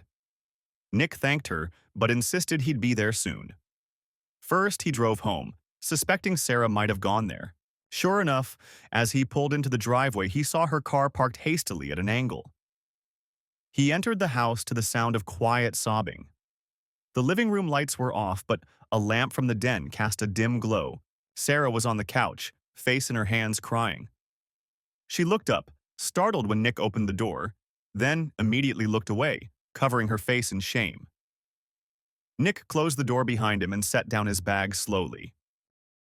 For a moment, neither of them spoke. Sarah's sobs were the only sound, aside from the faint ticking of the wall clock. He felt an overwhelming mix of emotions seeing her. Rage, sorrow, disappointment, even a pang of shared pain because he knew what he did had hurt her as well. But he steeled himself. He couldn't afford to feel sorry for her now. You ruined us, Sarah choked out between sobs, breaking the silence. Everything. Everyone knows. Nick flicked on a light, partly so he could see her fully, and partly to dispel the oppressive darkness. His voice came out cold. No, Sarah. You did. You ruined us when you decided to sleep with Kevin behind my back and lie about it for months. She flinched at the blunt words. I'm sorry, she cried, standing up shakily. I'm so sorry, Nick. It was a mistake. I never meant to fall in love with him. Her voice hitched, and she reached out toward him as if to beg forgiveness. Nick stepped back, holding up his hand to maintain distance. Hearing her try to explain felt like too little, too late. Don't, he said sharply. Just don't. You've had months to come clean. Even when Michael confronted you, you swore it was over, and then you kept going. His voice rose, anger finally seeping through. If Michael hadn't accidentally left those photos for me to find, would you have ever told me? Or would you have just left one day, run off with Kevin and his dirty money and destroyed our family without a word? Sarah shook her head frantically. No. I don't know. I was confused. She stepped closer, desperation in her eyes. Nick, please. I never stopped loving you or the kids. I was just unhappy, and I made terrible choices. She was trembling. You were always busy, off in the woods or on trips. I felt lonely, and then Kevin paid attention to me, and it just happened. But I regretted it. I did. Nick felt a flash of pure anger. Don't you dare try to blame this on my work, he hissed. I have always been here for you. Maybe I went on shoots, but I never neglected you or the kids. I never once thought of betraying you. If you were unhappy, you could have talked to me. You didn't have to spread your legs for the first slick talker who came along. It was harsh, but his hurt was talking now. Sarah gasped, stung by his vulgar accusation. That's not fair, she whispered. It wasn't like that. I wasn't just… He made me feel important and alive at a time I felt stuck. And I was stupid. I got caught up, and by the time I realized I didn't want to lose my family, it was too late. He wouldn't let me go. Nick's eyes narrowed. Wouldn't let you go? You make it sound like you were a hostage. You had plenty of chances to cut it off. From what I heard, you were planning to run away with him. Don't lie to me about that. I heard you at the cabin talking about leaving after his big payout. You were going to abandon me and the kids. Sarah sobbed harder. I wasn't. I never said I'd leave my kids. That was him talking. I was confused. I wouldn't have actually left them, Nick. You have to believe me. I was scared and I didn't know what to do. She stepped towards him again, dropping to her knees in front of him when he tried to back away. She clutched at his hands desperately. Please, I'm begging you. I know I don't deserve it, but if there's any chance, can you ever forgive me? We can move away from here together. Start over somewhere else. I'll spend the rest of my life making it up to you and the kids. I'll do anything. Just please don't end us like this. It was a pitiful sight. Sarah, usually so composed and strong, now on her knees, face streaked with tears, begging. Once, Nick would have done anything to wipe those tears away. Now, he felt hollow. The woman he was looking at felt like a stranger who happened to wear his wife's face. He gently pulled his hands free from her grip. Get up, he said quietly. She obeyed, standing unsteadily. There is no us anymore, Sarah, Nick continued, his tone flat and exhausted. What's left here to save? You destroyed my trust. You destroyed our marriage. And tonight, there's no coming back from that. Not for you in this town, and certainly not for us. Sarah closed her eyes, fresh tears slipping down. I know I hurt you, but we can make a new life. Nick cut her off, voice firmer now. No. You made your choices and now you face the consequences. I've already contacted a lawyer. I'm filing for divorce. The word hung heavy in the air, and Sarah opened her eyes, brimming with despair. I will be asking for full custody of Alice and Henry, Nick added. Given everything, I doubt any judge would argue otherwise. And if you care about them at all, you won't fight me on that. She looked stricken. Full custody? Nick, they're my babies too. Please don't take them away. I'll agree to anything, but not that, please. Nick felt a sting of emotion but remained resolute. They need stability. What happens if you get confused again or if you run off after Kevin or someone like him? I can't trust you with them, Sarah. Tonight proved you weren't thinking of them when you did what you did. Look at what you've put them in the middle of. The whole town knows their mother betrayed their father and was involved with a criminal. That's going to hurt them. The best I can do is keep them with me and shield them from the gossip as much as possible. Sarah covered her face, sobbing. I'm so sorry. I never wanted to hurt them. I'm a horrible mother, she cried. Nick felt a mixture of anger and pity seeing her break down so completely. She wasn't a horrible mother in the day-to-day sense. She loved the kids, cared for them well before all this. But her choices had indeed hurt them indirectly. You were a good mom, he said quietly, until you weren't. I'm not saying you can't see them. But I think it's best for now you go somewhere. Give it time. They'll stay with me, and you can have visitation once things calm down. He already envisioned it. Sarah leaving town for a while. She'd probably want to, since her business would tank after this scandal, and she'd be ostracized socially. Perhaps she could live with a relative elsewhere and maybe rebuild. If she proved stable and wanted partial custody later, they could handle that slowly. But right now, Nick intended to keep the kids with him. Through her sobs, Sarah nodded faintly. Okay, I won't fight you. I owe you that much at least. She wiped her nose with a tissue from her pocket, trembling. I'll close the shop, sign whatever you need. I don't know how to face them, Nick. What will I tell the kids? That was a question Nick had dreaded. The kids deserved some truth, but not all the ugly details. We'll tell them together, when the time is right, that we're getting divorced. We'll keep it simple. We drifted apart, we argued. They don't need to know the details of your affair right now. Alice might figure out some of it from gossip or when she's older, but Henry's too young. I don't want them hating you. You're their mother. That said, and here Nick's voice hardened slightly, I won't lie to them if they ask me directly one day, but I won't volunteer specifics now. Sarah nodded, looking grateful for that mercy. Thank you, she whispered. She reached out tentatively, perhaps wanting to hug or touch him one last time, but Nick subtly moved toward the hallway, avoiding her reach. I'm going to pick up the kids from the neighbors, he said. We'll be back soon. I think it's best if you don't stay here tonight. Do you have somewhere to go? She swallowed, then said, I can go to my sister's in Washington. I'll leave tonight. I need to pack a few things. Her voice was small and broken. Nick nodded. Do that. It's probably better if you're gone before they wake up. I'll tell them you had to leave for a while. We'll figure out a more concrete story by the time you see them next. Without another word, Sarah moved toward the bedroom to pack.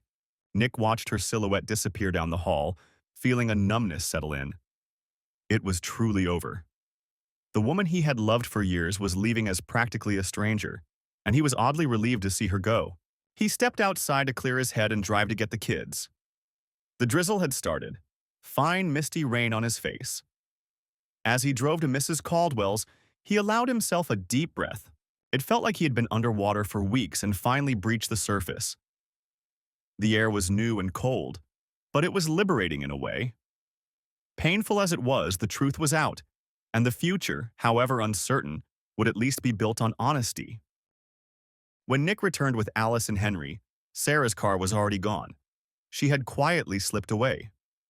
Perhaps it was cowardly not to face the children that night, but Nick was thankful he didn't have to manage that scene immediately. Instead, he carried his sleeping son to bed and gently woke his daughter just enough to walk her to her room. They'd both fallen asleep at the neighbors. He tucked them in, kissing their foreheads. Watching them breathe softly in slumber, He felt a surge of protectiveness. This was what mattered now. In the master bedroom, he found a note on the bed in Sarah's handwriting. With apprehension, he picked it up. Nick, I am so sorry for everything. I know I don't deserve forgiveness. I'll stay away as long as you need. Please tell the kids I love them, and I'm sorry I hurt everyone. You were a good husband. This was all my fault. I hope one day you find it in your heart to be happy again. Sarah. Nick read it twice, emotions swirling. There was remorse, clearly. Maybe even genuine love still lingering on her part, twisted as it had become. But it changed nothing. He folded the note and put it aside, a relic of a chapter now closed. He barely slept that night despite exhaustion. Too many thoughts and emotions churned. When the gray dawn light filtered through the curtains, Nick finally drifted off for a little while, only to be awakened by Henry crawling into the bed at 7 a.m., asking where Mommy was. Nick took a deep breath and began the delicate task of explaining to two confused, hurt children that Mommy and Daddy were going to live apart and that Mommy had to go away for a bit. There were tears, especially from Alice, who was old enough to sense more than she was told. But Nick reassured them over and over that they were loved and that none of it was their fault. It was one of the hardest mornings of his life, but he got through it. He made them breakfast, kept them home from school that day citing illness, and just spent time with them, watching movies and cuddling on the couch, answering their hesitant questions as best he could without divulging adult issues. Their world had changed overnight, and all Nick could do was try to be their rock. Over the next few days, the small town of Cedar Ridge buzzed nonstop with talk of the scandal. True to small-town dynamics, everyone seemed to know every detail by week's end, even embellishments that weren't true. Nick ignored most of it, focusing on the practical matters. Meeting with his lawyer to file papers, attending a meeting with the sheriff to officially hand over evidence. Kevin had been arrested within 48 hours, charged with corruption, fraud, and other counts related to the logging scheme. Sarah, as far as Nick knew, was staying out of sight with her sister and had agreed through lawyers to an uncontested divorce, granting Nick full custody with an informal arrangement for visitation once she got resettled. Publicly, there was an outpouring of support for Nick. Many in town sided strongly with him, viewing him as the wronged good guy and Sarah and Kevin as pariahs. Sarah's flower shop closed. No one would shop there now, and in her absence, she had her sister quietly arranged to sell it off. Kevin, of course, was finished, fired from his position, facing legal consequences and socially shunned. It was said even the lumber company folks turned on him, blaming him for everything publicly, though they too faced penalties for their part. Nick appreciated the kind gestures from neighbors. Casseroles dropped off, offers to babysit, friendly words of, hang in there. But he also felt deeply embarrassed that his private pain had been on display. He would walk into the cafe and feel everyone's eyes on him, pitying or curious. It was a strange mix of being the town hero for a day and also the object of unwanted scrutiny. Nevertheless, he didn't regret his decision. Kevin and Sarah had to be exposed. This way, they couldn't spin lies or quietly sneak away unscathed. They had been held accountable. Chapter 7: Aftermath and Consequences. The days turned into weeks, and the dust gradually settled in Cedar Ridge. Autumn deepened, painting the mountains and forests in fiery reds and golds. For Nick and his children, life took on a new shape. The absence of Sarah was a heavy adjustment, but each passing day made the new reality a bit more normal. The divorce process was swift, given Sarah's complete acquiescence. Within a couple of months, it was official. Their marriage was dissolved. Nick was granted full legal and physical custody of Alice and Henry, with Sarah having the right to supervised visitation at Nick's discretion. In practice, Sarah chose to stay away at least until the town furor died down, and she could figure out her next steps. She communicated through email a few times, asking about the kids and apologizing again. Nick responded courteously about the children's well-being, but kept it short and factual. He had nothing more to discuss with her beyond the kids. Emotionally, it wasn't easy for him. Even after all she had done, there were nights he'd wake up expecting her to be beside him, or moments he'd photograph a beautiful sunset and instinctively think to tell her about it, only to remember she was gone by her own doing. There was anger still and hurt, but also a sense of grief for the good times they had that were now irreversibly tainted. Therapy might be needed, he mused, at least for himself and maybe for the kids down the line. But for now, he coped by immersing himself in caring for Alice and Henry and in his work. As for Sarah, her own consequences were unfolding. With her business sold and no job, she remained with her sister in Washington for a time. Through mutual friends, Nick heard that she was thinking of relocating to start fresh, maybe even as far as the East Coast. She couldn't imagine returning to Cedar Ridge, not after becoming the object of scorn. Her parents, who lived in another state, were reportedly furious and disappointed with her, though they sympathized with her pain now. She had lost many friends, only a few who felt pity stayed in touch with her quietly. Nick didn't relish her suffering, but he felt it was the price of her actions. Back in Cedar Ridge, some people whispered unkind things about her, while others eventually moved on to the next gossip. A measure of sympathy arose in some quarters once the initial shock faded. She must have been really unhappy, some would rationalize, or that Kevin fella took advantage of her. Nick paid these little mind. To him, Sarah was responsible for her own choices, unhappy or not. Kevin's downfall was the most dramatic.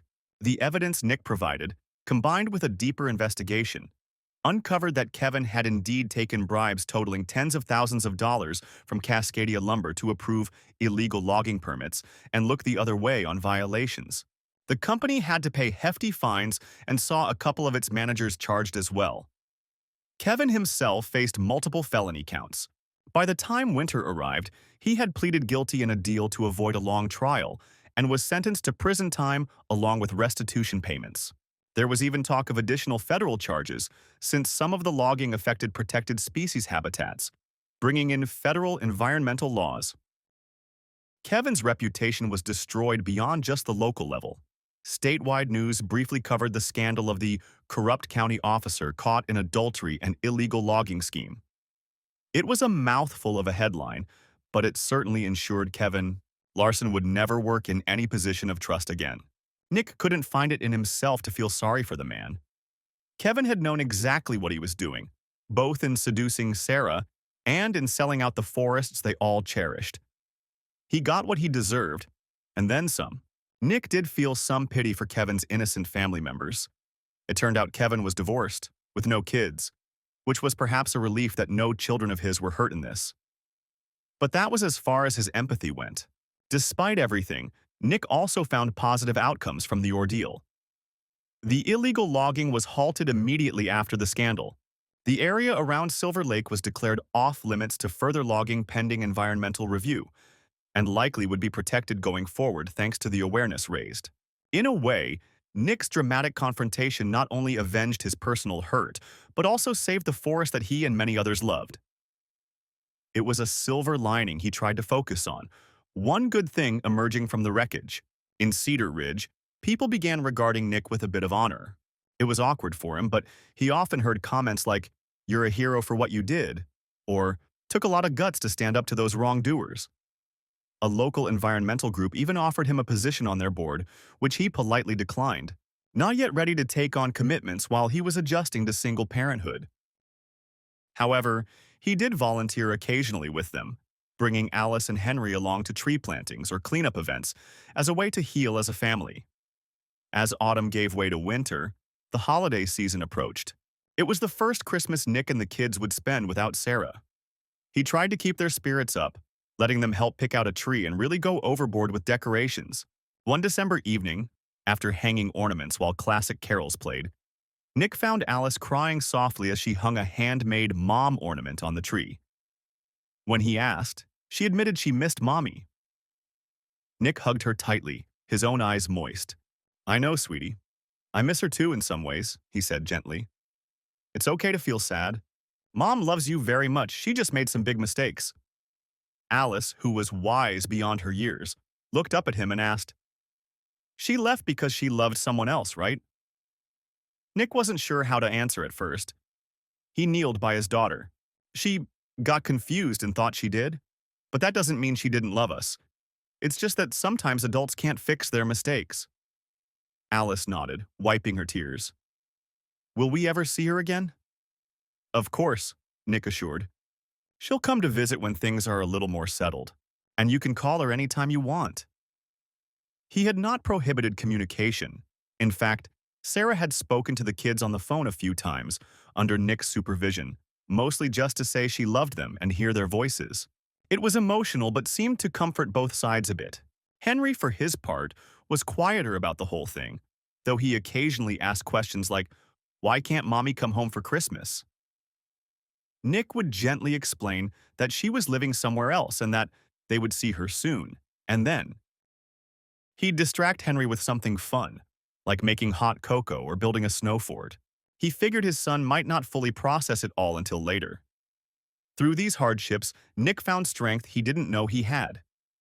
Being both mother and father was tiring, but he developed a new rhythm. Morning pancake routines became his domain.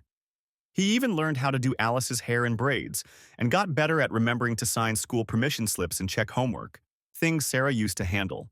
Photography remained his work and passion, though he took on fewer travel assignments to stay close to home. Luckily, with the notoriety from the expos, interest in his work surged a bit. He sold many prints of local nature scenes to people as far away as Portland and Seattle, who had read about the photographer who caught the scandal. It was odd, but it paid the bills. Winter in Cedar Ridge was postcard beautiful. Snow frosted the trees and mountains. Nick took the kids sledding, and on snowy hikes, camera slung over his shoulder. Those moments outdoors brought him a lot of peace. In nature's silence, he felt like he could breathe deeply and let go of the remaining pain bit by bit. Each time Henry laughed or Alice pointed out an animal track in the snow with excitement, Nick felt hope that they would all be okay. The community also continued to be supportive. Neighbors invited them over for dinners, and he found a circle of single parents in town who knew what it was like to raise kids alone. They formed an informal support group, trading off babysitting and sharing advice. It helped him not feel so alone in the day-to-day challenges. By the time spring came, the shock and drama of the scandal had faded into more of a cautionary tale that people referenced occasionally but not daily. Cedar Ridge had new topics, like a proposal for a new hiking trail or the high school team's achievements. Life moves on. Chapter 8. New Beginnings. Spring in Oregon breathed new life into the landscape around Cedar Ridge. Wildflowers carpeted the forest floor, fresh green leaves unfurled on the trees, and the mountain snowmelt swelled creeks and waterfalls. For Nick, it also symbolized a personal renewal. The long, difficult winter was over, and with it came a sense of rebirth and possibility. One sunny April afternoon, Nick was at the Cedar Ridge Community Center once more, but this time it was a far happier occasion than the infamous meeting months ago. He had organized a small exhibition of his nature photography titled Resilience of the Wild, featuring images of the local forests, including Silver Lake area, showcasing their recovery and beauty. It was also something of a fundraiser for forest conservation efforts. Many townspeople turned out to support it, browsing the framed prints and enjoying refreshments as soft instrumental music played. Alice and Henry were there too, running around with a couple of friends, excited to see their dad's work on display. Nick watched them lovingly as he chatted with guests, proud of how well they were doing. Alice had become a little environmental advocate herself, writing a poem for her class about saving trees, clearly processing events in her own way. Henry was younger and mostly just happy to be a part of anything involving running and snacks. But he had recently taken an interest in using Nick's old camera to take pictures of bugs and leaves. They were healing, each in their own time. As Nick stood by a large print of a sunrise in the mountains, one he'd taken on a solo hike in March, symbolically titled New Dawn, he heard a warm voice behind him. "This one is breathtaking. The light is just perfect." He turned to find a woman admiring the photo. She looked to be in her mid-30s, with auburn hair pulled back in a ponytail and bright, intelligent eyes. She wore a park ranger uniform, the emblem on her sleeve indicating she worked for the U.S. Forest Service. Nick recognized her face after a second. They had met briefly a few weeks ago when she took over as liaison for community outreach after, well, Kevin's departure. Her name was Emily Sutton. Nick smiled. "Thank you. That was a lucky morning. Clear skies right when I needed them." Emily grinned. Give yourself some credit. You have to have skill to capture it like this. I'm Emily, by the way. We met at the trail cleanup day, remember? Yes, of course. Emily. Ranger Sutton, Nick said, shaking her hand. We met during the volunteer cleanup at Silver Lake. It's nice to see you again, and please, call me Nick. He remembered that day. Emily had coordinated a team to remove debris from the halted logging site and to plant new saplings. Nick had brought his kids to help replant trees. Emily had been so enthusiastic and kind, especially with the children, that it left an impression on him. Nick. Right, she nodded, looking a tad bashful. I'm off duty, just came to see your exhibit. I've been meaning to get in touch with you, actually. Your photographs would be amazing for our new brochure on the National Forest. And maybe an interpretive sign or two on the trail. If you're interested, that is. I'd love that, Nick replied genuinely. Anything to help people appreciate these woods. He paused, then added with a soft chuckle, I guess I have a bit of a reputation now when it comes to saving forests.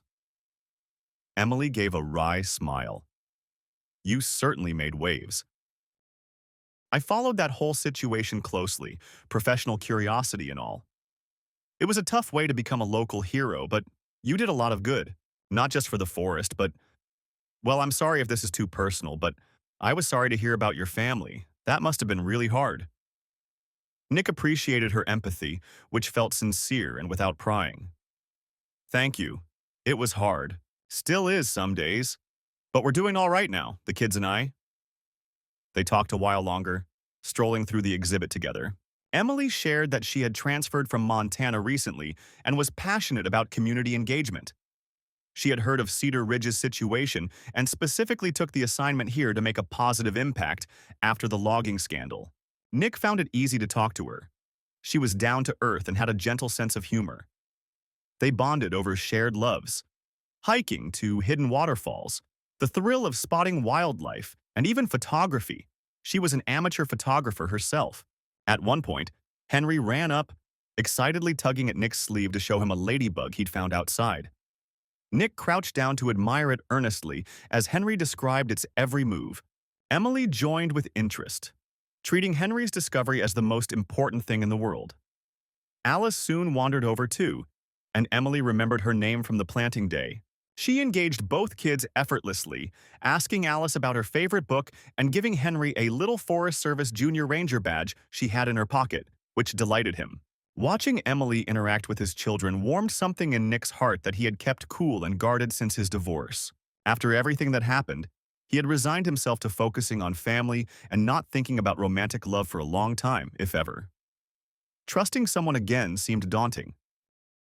But here, unexpectedly, he found himself drawn to this woman who shared his values and treated his kids with such kindness. It was too early to call it anything, but there was a spark of connection he couldn't deny.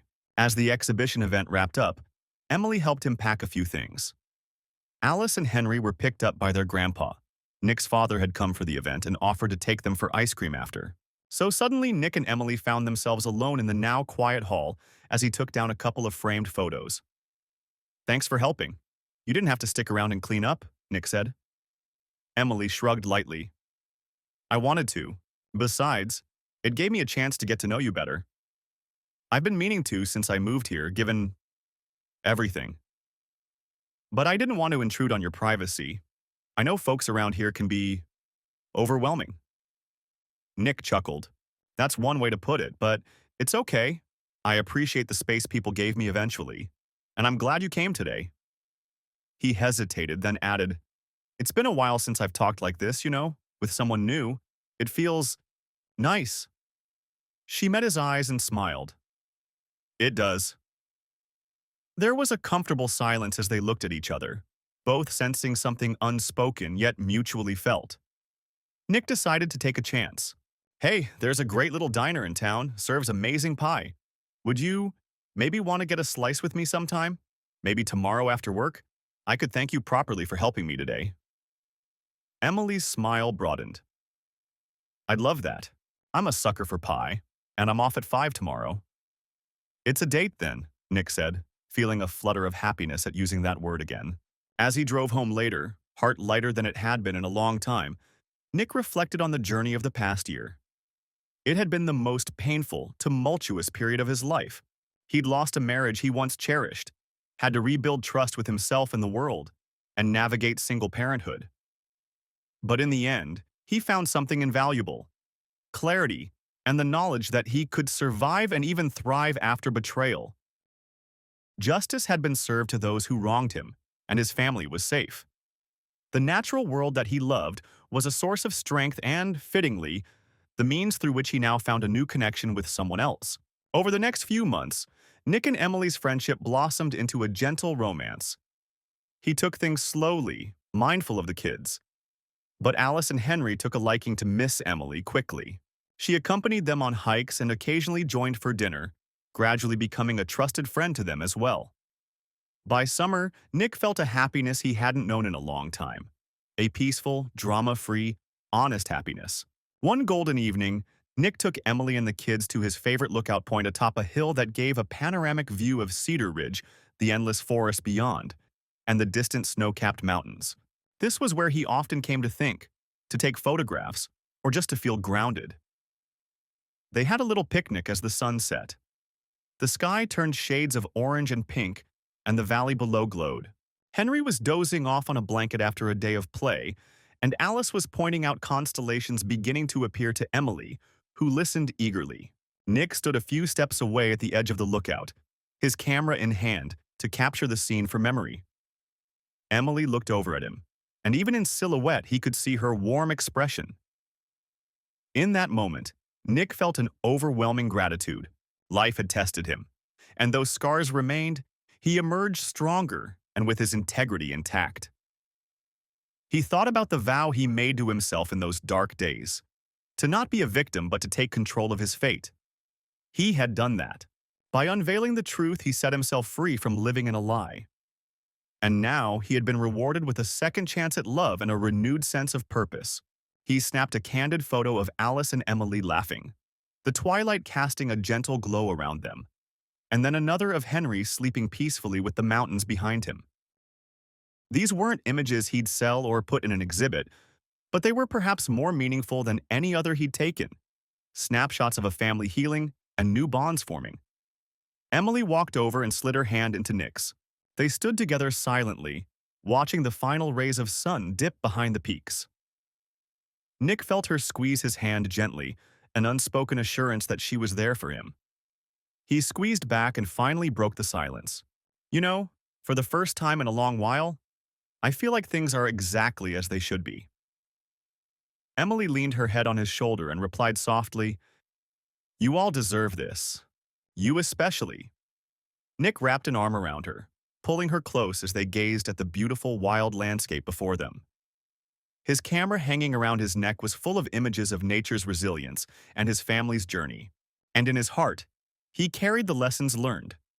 That truth and justice, however painful, paved the way for growth and new beginnings. As night fell and the stars emerged in full, Nick Harris knew he had survived the worst and come out the other side, not only as a protector of his family and the forest, but as a man who could still open his heart to the good things in life. The future looked promising and bright, like the dawn after a long, dark night. In that sense, his story was not just one of betrayal and revenge, but one of renewal. And as he stood there with the woman who had helped him love again and the children who were his entire world, Nick felt a profound sense of peace. The hero's journey through heartbreak had led him to a new chapter filled with hope, honesty, and love, proving that even after the fiercest storm, the sun would rise again.